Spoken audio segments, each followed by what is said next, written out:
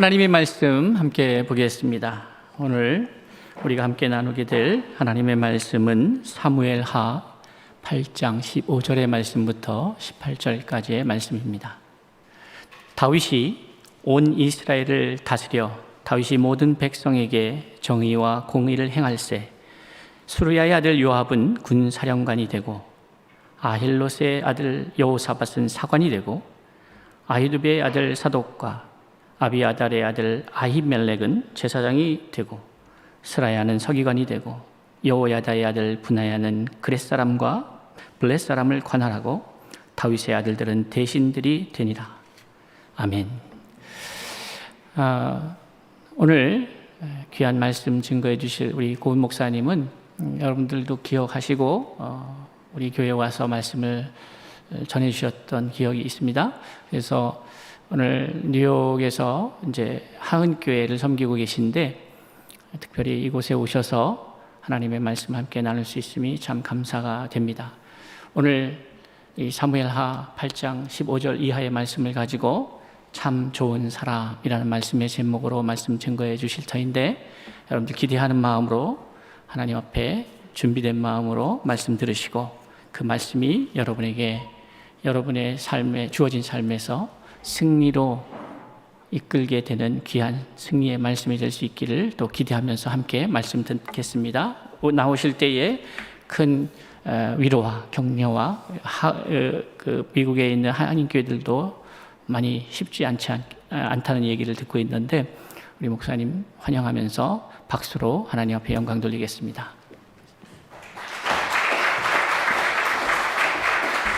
감사합니다. 먼저 45주년 되신 것 진심으로 축하합니다. 참 좋은 교회는 어떤 교회가 참 좋은 교회일까요? 아마도 그 교회 안에 있는 모여있는 사람들이 좋아야 참 좋은 교회가 되지 않을까 싶습니다. 45주년 되시면서 물론 교회관을 다 정리하셨겠지만 교회를 이렇게 생각해 봤습니다. 교회는 일해야 된다. 워킹 처치가 되어야 한다라는 겁니다. 죄송합니다. 제가 미국에 30년을 살다 보니까 가끔씩 영어가 나오는데 한국에서는 그게 기분이 안 좋다 그러시더라고요. 그냥 쉬운 것만 할 테니까 들어주시면 되겠습니다. 교회는 일해야 됩니다. 어떤 일을 해야 할까요? 하나 되는 일이요. 하나님이 한 분이시니까 교회는 하나가 되는 일에 힘써야 합니다. 그 하나 되는 일을 어떻게 할까요? 그것이 바로 치유하는 일이라 생각이 듭니다. 우리가 사람이기에 연약하기에 교회 안에 모여있는 사람들은 참 많이 아파요. 육체적으로도 아프지만 마음적으로도 아픕니다. 뉴욕에 있는 한 심리학자가 뉴욕에 사는 사람들은 3만 개의 바늘을 가지고 있대요. 그 말은 3만 개의 상처가 있다라는 겁니다. 그 3만 개의 상처를 가지고 교회 안에 들어와서 서로를 껴안고 또 부둥켜 안고 사랑한다고 하니 그 바늘이 서로에게 찔릴 수밖에 없습니다. 마치 고슴도치처럼 말이죠. 그래서 교회는 서로 치유하는 일을 해야 합니다. 그것이 하나 되는 일입니다. 그래야만 교회는 위트네스 처치가 될 수 있습니다. 증인이요. 그 증인은 무엇을 목격했던 목격자가 아니라 나를 통해서 세상에 하나님을 보일 수 있는 증인된 삶을 살아야 합니다. 세상은 절대 하나님을 모릅니다. 우리만큼 모릅니다. 근데 우리는 어떻게 하나님을 알릴 수 있는가? 내 삶을 통해서 내 삶이 보여지는 그 보여짐을 통하여서 하나님을 전할 수 있기 때문에 그것이 교회이기 때문에 교회는 위트네스 처치가 되어야 합니다. 그러기 위해서 교회는 웨이팅 처치, 기다려 주어야 합니다. 한 인격이 자라나는데 성숙하는데 얼마나 오랜 시간이 걸립니까? 그래서 교회는 기다려 주어야 합니다. 워킹 처치, 하나 되기 위해서 서로의 치유를 돕고 그래서 우리는 위트네스가 되어야 하고 한 사람이 하나님을 알리는 위트네스 처치가 되기 위해서는 우리는 웨이팅 처치가 되어야 합니다. 주님이 나를 그렇게 기다려 주셨고 또 천년을 하루같이, 하루를 천년같이 기다려 주셨기 때문입니다. 저는 그것이 가장 큰 축복이라 생각이 듭니다. 축복, 오늘 이 이야기 나누려고 합니다. 축복은 인간의 입에서 나오는 언어 중에 가장 신비한 단어인 것 같습니다. 사랑하는 여러분, 저는 여러분이 하늘로부터 오는 복을 마음껏 담아낼 수 있는 귀한 교회, 그리고 그럴 수 있는 성도 되실 수 있기를 주님의 이름으로 축복하여 드립니다. 축복은 결과가 아닙니다. 근원입니다. 그것을 성경은 흐름이라고 신학으로 정의해 놓은 적이 있습니다. 그래서 축복은 흐름입니다. 어떤 흐름이냐? 영적인 축복이 있어야 하고, 그 영의 축복은 혼의 축복으로 이어지는 것이고, 혼의 축복은 육의 축복으로 이어지는 것입니다. 흐름이라 말씀드렸습니다. 흐름은 순서입니다. 순서가 뒤바뀌면 안 됩니다. 영적인 축복, 그것을 intimacy with God, 하나님과 친밀하다라는 겁니다. 그냥 intimacy 그러면 친밀하다라고 번역은 하지만 이렇게 쓰여집니다. 하나님과 친밀함이 무엇인가? 하나님이 나를 너무 사랑하신다는 생각이 들 때가 있습니다. 여러분 그런 생각 들으실 때 있지요? 하나님 나를 왜 이렇게 사랑하시지? 하나님이 우리 교회를 이렇게 사랑하시지? 그럴 때 내 속에 오르는 감정은 감격입니다. 감사입니다. 그것이 intimacy, 그게 영의 축복입니다. 45년 된 정말 사랑하는 이 교회 위에 하나님의 영의 축복이 부어지시기를 주님의 이름으로 축원하여 드립니다. 참 좋은 사람은 영의 축복이 있어야 합니다. 하나님이 나를 이렇게 사랑하는구나. 그럼 나는 영의 축복이 있나? 알 수 있는 방법이 있습니다. 내가 하나님께 구하면 하나님이 뭐든 들어주실 것 같아요. 그래서 기도해요. 그래서 예배해요. 그래서 하나님을 사랑해요. 끊임없이 하나님을 감격해요. 이것이 바로 영적인 축복입니다. 영적인 축복은 곧바로 혼적인 축복으로 이어집니다. 내면의 평강이 찾아오고요. 그 다음에 환경이 나아지지 않더라도 내 속에는 변하지 않는 기쁨이 있습니다. 하나님으로 인한 기쁨. 그분이 나의 목자이시라는 기쁨. 무화과 나무에 열매가 없어도 외양간에 송아지가 없어도 그저 하나님으로, 그 하나님 그 한 분만으로 내가 감격할 수 있는 내 내면의 평강이 찾아옵니다. 내면의 평강은 Witness Church, 누군가에게 선한 영향력을 끼칠 수가 있습니다. 참 어려운데, 힘든데 그 사람의 얼굴은 늘 기쁨이 가득 차 있거든요. 웃음이 있거든요. 그것이 궁금해집니다. 그것이 선한 영향력이 되는 것입니다. 그리고 그 혼적인 축복은 내면의 평강이 있으면 육적인 축복으로 이어집니다. 바로 건강하고요. 또 여러 가지 이유로 인하여서 평안함이, 또 풍요로움이 내게 찾아올 수 있습니다. 순서가 중요합니다. 영적인 축복, 하나님과의 친밀감, 그리고 이어지는 혼적인 축복, 내면의 평강, 그리고 육적인 축복. 이것이 중요한 것입니다. 순서가 바뀌면 절대로 축복이 될 수가 없습니다. 그래서 우리는 하나님과 신뢰를 쌓는 일을 우선해 두어야 됩니다. 하지만 우리가 간혹 실수하는 것이 있습니다. 하나님과 신뢰를 쌓기 위해서 노력하다 보면 주위의 관계를 무시할 때가 있습니다. 축복은 관계를 통해서 옵니다. 하나님은 사람을 통해서 일하십니다. 45년 동안 이 교회에 쓰임받는 일꾼이 있었습니다. 그래서 45년 지나갈 수 있었던 것입니다. 하나님은 늘 당신의 일을 하실 사람을 찾으십니다. 그래서 하나님의 성품 중에 하나가 Seeking God, 하나님은 오늘 또 찾으신다라는 겁니다.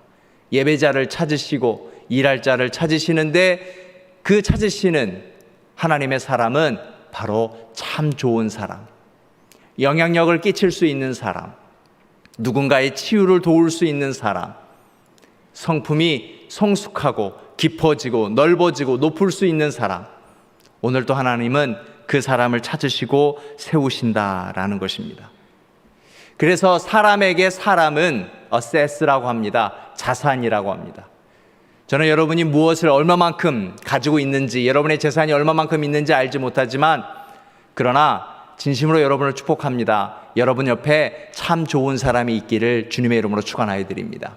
사람의 자산은 사람입니다. 사람의 성공 여부는 내 옆에 얼마나 좋은 사람이 있는가입니다. 우리는 그것을 인복, 하나님이 나에게 축복을 해주시는데 좋은 사람을 주시는 인복이라 이야기합니다. 하나님께서 우리에게 복을 주실 때 최대의 축복은 물질을 통해서가 아니라 사람을 통해서 하신다라고 하는 것입니다. 이것이 축복이 맞습니다. 그래서 오늘 본문에 이제 다윗이 어떤 복을 받았는가를 들여다 보려고 하는 것입니다. 자, 먼저 15절을 보면 이렇습니다. 다윗이 온 이스라엘을 다스려 모든 백성에게 정의와 공의를 행한다. 다윗의 꿈은 왕이 되는 것이었습니다. 그런데 왕이 되기까지 우리가 알고 있는 상식은 다윗은 너무너무 힘들었습니다.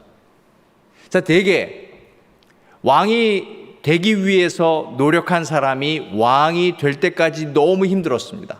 근데 왕이 되었습니다. 힘을 가진 자가 되었습니다. 대개 그 힘을 가지고 보복할 수 있습니다. 성경은 이렇게 설명합니다.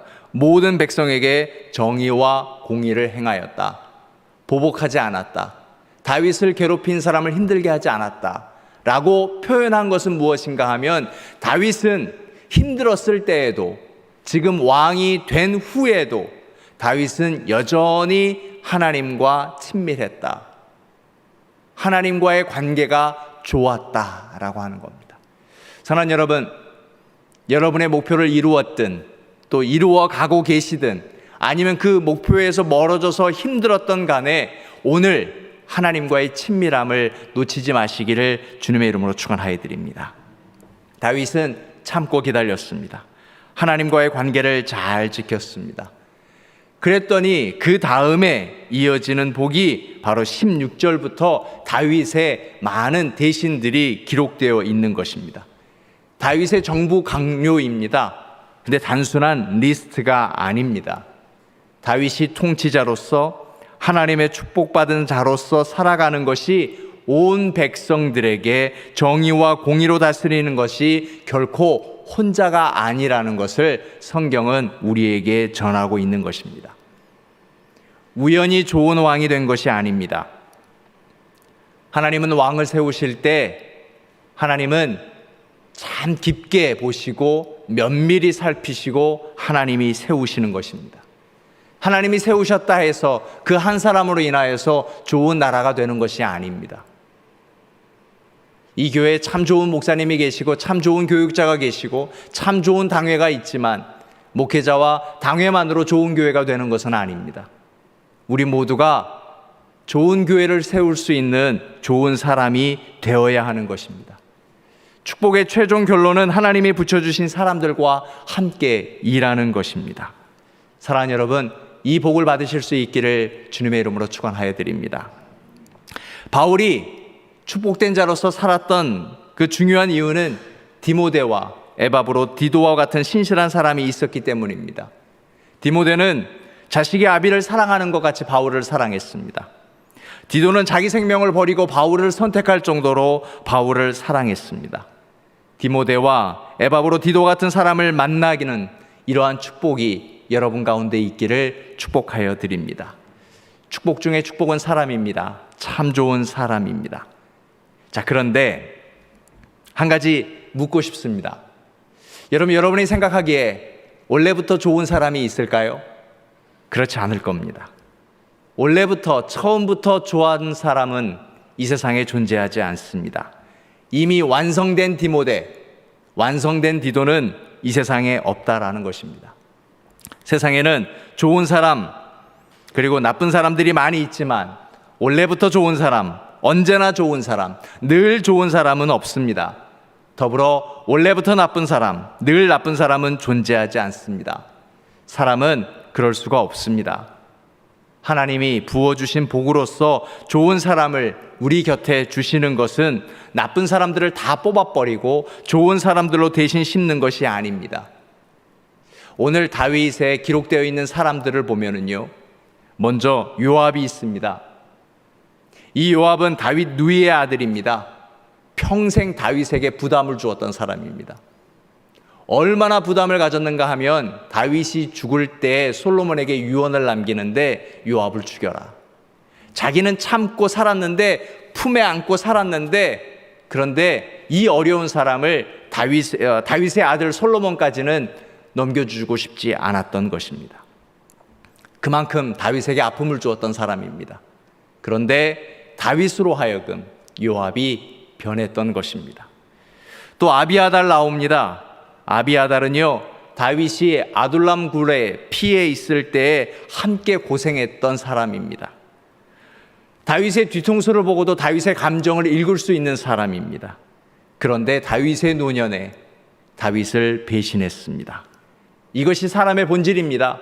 권력과 힘에 민감한 것이 사람이지요. 다윗의 아들들이라고도 기록되어 있습니다. 다윗의 아들들은 얼마나 많은 문제를 일으켰습니까? 암논, 압살롬, 아도니아 때문에 흘린 다윗의 눈물은 정말 이루 헤아릴 수가 없습니다. 다윗이 축복된 사람이라고 열거했던 이 모든 사람들의 본질은 그렇게 좋은 것이 아니었습니다. 어쩌면 악한 것이었습니다. 그래서 정리해 봅니다. 원래 좋은 사람들을 다윗 주변에 두셨기 때문에 다윗이 복받은 사람이 아니고요. 다윗은 하나님과의 친밀감이 축복이 되어서 다윗이 선한 성품이 되었기 때문에 주변에 아무리 악한 사람이라 할지라도 다윗의 선한 영향력으로 그러한 사람들이 변했다라고 하는 것입니다. 좋은 사람들만을 찾아서 끝없이 사람을 바꾸는 것은 인복이 될 수 없습니다. 하나님의 영이 나와 함께 하시고 하나님의 능력이 나와 함께 하시어서 하나님이 내게 주신 사람들을 껴안고 그 가운데 선하고 아름다운 것들을 발견하면서 서로의 관계를 참 좋은 관계를 만드는 것, 그것이 우리가 만들 수 있는 참 좋은 사람이 될 것입니다. 인복. 참 좋은 사람은 내 안에 있는 하나님의 영이 나와 함께 하심으로 내 주변의 사람들을, 그리고 혹 나와 갈등 관계에 있는 사람이라 할지라도 나보고 고통당하라고 주신 사람이 아니라 축복으로 주신 사람인 줄 알고 그러한 사람을 만들어내는 것이 이제 앞으로 교회의 사명이 아닌가 싶습니다. 전 세계가 코로나로 인하여서 많은 변화가 생겼습니다. 그 중에 가장 큰 변화가 교회가 아닌가 싶습니다. 교회가 송두리째 지각 변동이 일어나고 있습니다. 그렇다면 이제 교회가 무엇인가 우리 다시금 확인해 봐야 합니다. 그리고 나의 믿음도 점검해 봐야 하는 것입니다. 우리는 과연 하나님 앞에 늘 나의 믿음을 점검하고 있는가? 나는 하나님과의 친밀감을 유지하고 있는가? 그리고 나는 내 성품이 다듬어지고 있는가? 나를 보는 사람이 내 속에 있는 하나님을 보고 있는가? 그래서 하나님은 우리 속에 하나님의 형상을 넣어주셨습니다. 하나님의 형상을 Image of God이라고 하잖아요. 내 속에 하나님이 보여질 수밖에 없다라는 겁니다. 내 언어로 들려지고요. 꾸밀 수 없는 내 뒷모습 속에 하나님의 모습이 보일 수 있다라고 하는 것입니다. 하나님의 모습을 보이는 것이 교회입니다. 그래서 다시 한번 15절을 보면 이렇게 얘기합니다. 모든 백성에게 정의와 공의를 행하였다.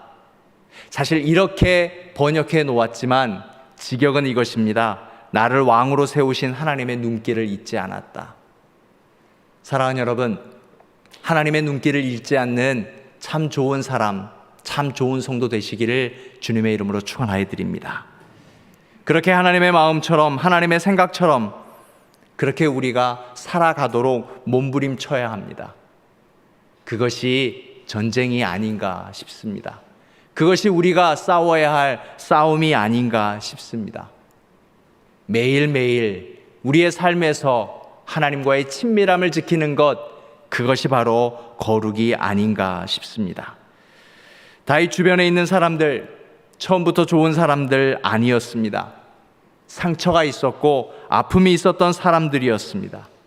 하지만 다윗이 정의와 공의 가운데 서 있었을 때 그 사람들에게 축복의 사람이 되었던 것입니다. 여러분 기억해 주십시오. 축복은 흐름입니다. 하나님과의 친밀감이라고 하는 첫 단추가 잘 끼어지면 내 마음에 평강이 찾아오고 내가 신실하면 주변에 참 좋은 사람들이 넘쳐나는 것이 축복의 신비입니다. 뉴욕은 본래 다친 적은 없었지만 이제 한국은 내일부터 열리게 된다지요. 그러면 성전에도 더 많은 사람들이 찾아올 것입니다.